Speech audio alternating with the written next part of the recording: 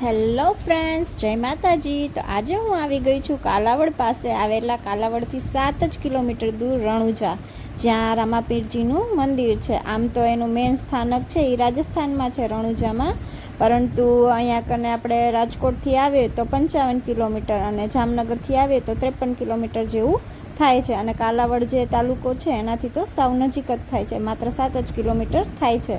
તો આ મંદિરે આપણે દર્શન કરીએ અને એની જે હિસ્ટ્રી છે, જે માહિતી છે, મને જેટલી ખબર છે એ બધું હું તમારા સાથે શેર કરીશ.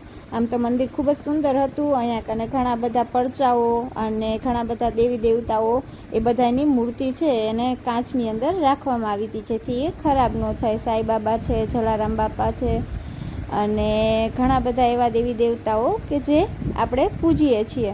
તો રામદેવ પીર વિશે ઘણી બધી માન્યતાઓ છે, ઘણા બધા મિથ છે, ઘણી બધી સ્ટોરી છે. તો આપણે એના વિશે જાણીએ. તો એવું કહેવાય છે કે રામદેવજી મહારાજ છે એ ચમત્કારિક હતા. તે અંધને આંખ આપતા કે દેખતા કરી દેતા, લંગડો હોય તો એને ચાલતા કરી દેતા અને જે મરી ગયો હોય એને જીવિત કરી દેતા. આથી આમની ખ્યાતિ છે તે દેશ વિદેશની અંદર પણ ખૂબ જ હતી. આથી મક્કાના જે આપણે પીર કહીએ એ લોકોએ સાંભળ્યું કે ભાઈ આવું એક વ્યક્તિ છે, તો એ લોકો એના પારખા કરવા માટે ઠેઠ મક્કાથી રણુજા આવે છે. તો એ પૂછતા આવે છે. તે સમયની અંદર તો કાંઈ વધારે ટેકનોલોજીને એવું હતું નહીં, ત્યારે એ ત્યાં આવીને પૂછે છે તો કહે છે કે ભાઈ અમારે રામદેવ પીરને મળવું છે. તો એ રામદેવ પીર ત્યાં જ બેઠા હોય છે. એ એમ કહે છે કે હું ખુદ જ રામદેવ પીર છું. તો તે ઓલા ફકીર હોય છે, જે બીજા પીર હોય છે, 5 પીર બીજા આવેલા હોય છે, એ લોકો એમ કહે છે કે આવો સાધારણ વ્યક્તિ થોડોનો પીર હોઈ શકે, કે આવું સાધારણ વ્યક્તિ કે આટલું ચમત્કારિક હોઈ શકે.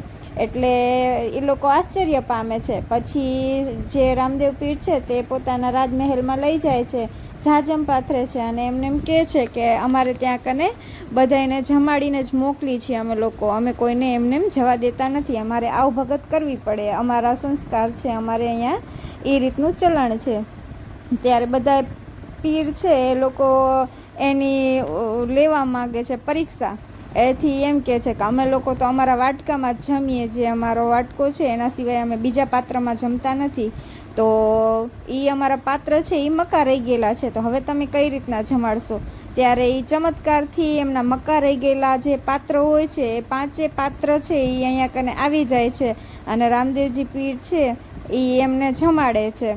એટલે એવું કહેવાય છે કે તે આ 5 પીર તો હતા, એ 5 પીરોના એ પીર હતા, કારણ કે એમની પાસે એવી અદ્ભુત શક્તિઓ હતી, એવા અદ્ભુત એ વ્યક્તિ હતા કે જે વ્યક્તિઓને સાજા કરી શકતા, વ્યક્તિઓને હાલતા ચાલતા કરી શકતા, ચમત્કારિક વ્યક્તિ હતા.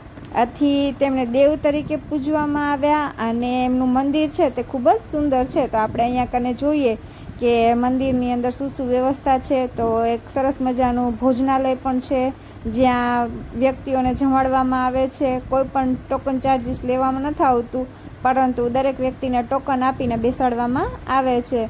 અંદર ઘોડા છે, પછી બધા આપણા જે શિવલિંગો છે, કેદારનાથ છે કે કાશી વિશ્વનાથ છે કે રામેશ્વર છે, એ બધા શિવલિંગ છે ને એની સામે એકદમ મોટા નંદી મહારાજને વિરાજમાન કરવામાં આવ્યા છે. પછી બધા જ દેવીઓ પણ છે, ચામુંડમાં છે, લક્ષ્મીજી છે, સરસ્વતીમાં છે, અંબાજીમાં છે, ખોડિયારમાં છે.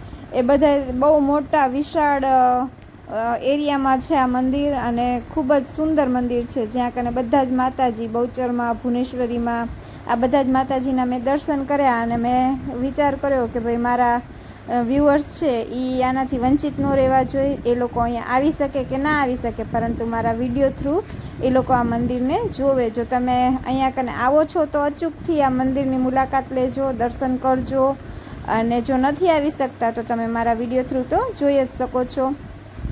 અને તમને મિત્રો વિડીયો સારો લાગે તો લાઈક કરવાના કોઈ પણ ચાર્જીસ થતા નથી. તો પહેલાં લાઈક દબાવો, પછી આખો વિડીયો જુઓ. સારો લાગે તો તમારા મિત્ર સુધી શેર પણ કરો, તો એ લોકો પણ આ જગ્યાએ જાય, આપણા સનાતન ધર્મના જે મંદિરો છે એની મુલાકાત લે, દર્શન કરે. અને કમેન્ટ કરો કે તમને મારા દ્વારા આપવામાં આવેલી માહિતી સાચી લાગી, સારી લાગી, કેવી લાગી. તો એના વિશે તમે કમેન્ટ પણ કરતા થાઓ. તો જુઓ અહીંયા મસ્ત મજાના વિષ્ણુ ભગવાન છે, સત્યનારાયણ ભગવાન છે, એ સિવાય પણ ઘણી બધી મૂર્તિઓ છે. તો આ છે મંદિર, જેની અંદર પરચાઓ દિવાલની અંદર દોરેલા છે અને ઘોડા ઘણા બધા રાખેલા છે, કારણ કે રામદેવજી મહારાજ છે એ હંમેશા ઘોડાનો ઉપયોગ કરતા હતા અને ઘોડાથી જ બધે જતા હતા. આથી એમની માનતા જ્યારે લોકો રાખે છે ત્યારે માનતા પૂર્ણ થાય તો અહીંયા ઘોડો પણ રાખે છે, જે લાકડાનો હોય છે અને કપડાનો પણ હોય છે. તો આપણે આગળ જોતા જઈએ. જો મેં પીરોવાળી વાત કરી, આ પીરો અહીંયા કને 5 બેઠા છે. પછી જે કૃષ્ણ ભગવાનની રામદેવજી પીરને 12 બીજના ધણી પણ કહેવામાં આવે છે. તો એવું શા માટે કહેવામાં આવે છે? તો બીજના દિવસે 12 ધર્મના સંપ્રદાયોના વ્યક્તિઓ નક્કી કરે છે એમની પરીક્ષા કરવા માટે કે ભાઈ આપણે એમને આમંત્રણ આપીએ તો એક વ્યક્તિ એક જ જગ્યાએ હોઈ શકે, 12 અલગ અલગ જગ્યાએ પહોંચી શકે નહીં. ત્યારે રામદેવજી પીર બધાનું આમંત્રણ સ્વીકારે છે અને બધી અલગ અલગ, બધાના મઠ અલગ જગ્યાએ હોય, બધાનો ધર્મ અલગ હોય, એટલે અલગ અલગ જગ્યાએ એક જ દિવસે, બીજના દિવસે એ બધી જગ્યાએ પહોંચે છે અને બધા 12 ધર્મના લોકો મળે છે ત્યારે એકબીજાને પૂછે છે અને વાતો કરે છે. તો બધા એમ કહે છે કે અમને તો ખૂબ મજા કરાવી, અમારી સાથે વાતોચીતો કરી. તો આવા ચમત્કારિક વ્યક્તિ હતા કે તે એક હોવા છતાં તે અનેક જગ્યાએ પહોંચી શકતા. પોતાનું કાર્ય એટલું સુંદર હતું કે ભાઈ એનાથી દરેક વ્યક્તિની સહાય કરતા, મદદ કરતા. તો આપણે પણ આવા વ્યક્તિ બની, ભગવાન જેવા તો આપણે ન થઈ શકી પણ થોડુંક કરીએ તો પણ ઘણું. જય રામાપીર.